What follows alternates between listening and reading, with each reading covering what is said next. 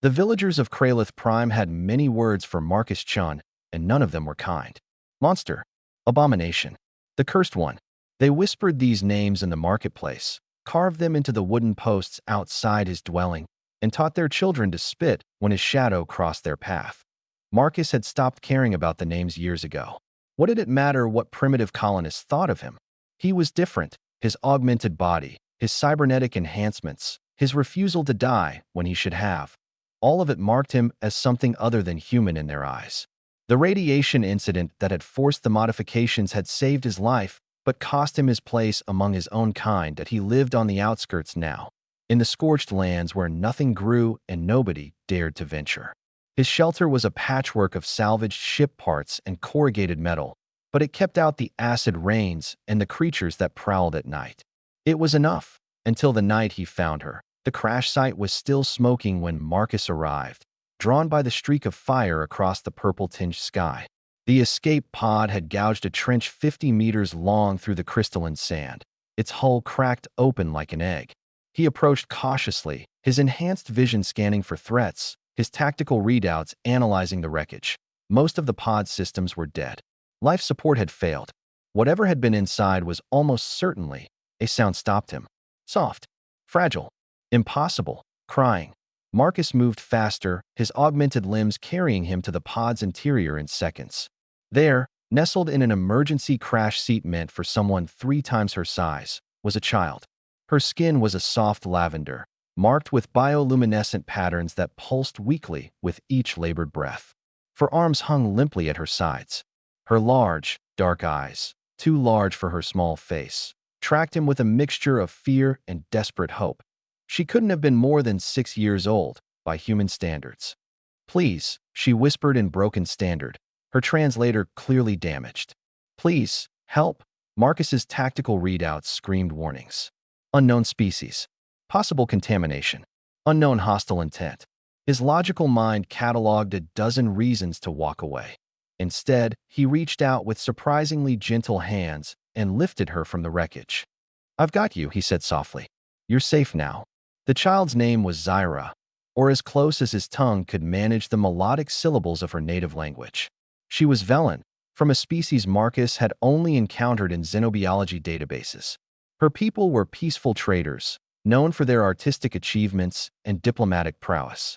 What one of their children was doing alone in an escape pod, light years from Velen's space, was a mystery she was too traumatized to explain.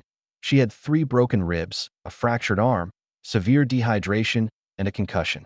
Marcus's medical knowledge was rudimentary at best, learned through necessity and survival rather than formal training, but he did what he could. He set the brakes, administered the salvaged medical supplies from the pod, and monitored her vital signs through the night. She woke screaming from nightmares. He held her until she stopped trembling. For 3 days, she barely spoke. She would only eat if he ate first, showing her the food was safe. She flinched at sudden movements. When the acid rain pelted the roof, she curled into the smallest ball possible and whimpered that on the 4th day, she finally asked the question that had been building behind her enormous eyes. Why do they call you Monster? Marcus had been checking the water filtration system, his hands stilled on the controls. You heard that. The village. When you got medicine. They said things. Her standard was improving rapidly, her species' natural linguistic abilities adapting. Bad things. About you. He should have known she'd hear. The villagers hadn't been subtle, even with a child present. They'd practically thrown the medical supplies at him, desperate to be rid of his presence. I'm different, Marcus said carefully. I had to change myself to survive. They don't understand that. What they don't understand, they fear. What they fear, they call monster. Zyra studied him with those impossibly large eyes. Then she slid off her makeshift bed and walked over to him, her movements still stiff from healing injuries. She reached up with one of her smaller arms and touched the cybernetic plating visible along his jaw. You saved me, she said simply. Monsters don't save people. Marcus felt something crack in his chest, something that had been hardened and cold for years. No, he agreed quietly. I suppose they don't. Weeks passed. Zyra grew stronger, her natural Velen resilience combined with Marcus's careful tending bringing her back from the edge. She helped around the shelter in small ways. organizing his tools, attempting to cook, with limited success, and chattering endlessly about her homeworld, her family, the stars she remembered. She never spoke about how she'd ended up alone in that escape pod. Marcus didn't push, he tried to find her people. Every evening, he would climb to the highest point near his shelter and send out distress signals on every frequency he could access. He scoured the salvaged networks for news of Velen ships, missing persons reports, anything that might lead him to her family. The galaxy remained silent. The villagers noticed, of course. They always noticed. A human monster was one thing, predictable in their narrative. But a human monster caring for an alien child? That complicated their simple story. They came to his shelter one morning, a delegation of 5 led by Elder Hoskins, a man whose face seemed permanently fixed in a scowl. The child, Hoskins demanded without preamble. She should be with her own kind, with civilized people. Marcus stood in the doorway, arms crossed, his augmented frame filling the entrance. Her own kind are light years away. And last I checked, civilized people are the ones who spit at wounded men and call them monsters. We have resources, proper facilities. The colonial authority should be notified. The colonial authority that left me to die in the radiation zone? That authority. Marcus's voice was cold. Zyra stays with me until I can find her people. End of discussion. You have no right. I have every right. I'm the one who pulled her from a burning crash site. I'm the one who set her broken bones and sat with her through the nightmares. Where were you? Where was your civilization? Elder Hoskins's face reddened. This isn't over, Chun. It never is, Marcus replied, and closed the door. That night, Zyra couldn't sleep. She sat by the window, looking out at the stars, her bioluminescent patterns flickering nervously. Marcus, her voice was small. Yeah. When you find my people, will I have to go? The question hit him harder than he expected. Of course she would have to go. That had always been the plan. Reunite her with her family, her species, her real life. But the thought of this shelter without her constant chatter, without her attempts at cooking, without her small hands slipping into his when the thunder rolled, it carved a hollow space in his chest. You miss your family? He asked instead of answering. She was quiet for a long moment. I don't remember them. Not really. There was fire and screaming, and then nothing. Just the pod. Just dark and cold. She turned to look at him, her eyes luminous in the dim light. I remember you. You're what I remember. Marcus moved to sit beside her, his augmented joints whirring softly. Zyra, you deserve to be with your own people. To grow up knowing your culture, your language, They call you monster, she interrupted. The village. They say you're not human anymore. Not really. She reached out with her upper right hand and placed it on his arm, right over the visible cybernetic integration. But you're more human than them. You know that, right? He didn't know what to say to that. In Velen's stories, she continued, there are monsters, big scary things with teeth and claws. But there are also stories about the guardians, beings who look scary but protect the small and weak. She paused. I think maybe humans have it backward. Maybe monsters are the ones who hurt people, and guardians are the ones who save them. I'm not a guardian, Zyra. Can monsters be daddies? The question hung in the air between them, crystalline and fragile. Marcus stared at her. This small alien child who had crash-landed into his life, who had seen him at his most human when his own species saw only the machine. His throat felt tight. I don't know, he said honestly. I've never thought about it. I think they can, Zyra said decisively. Because if monsters can't be daddies, and you're a monster, then who are you to me?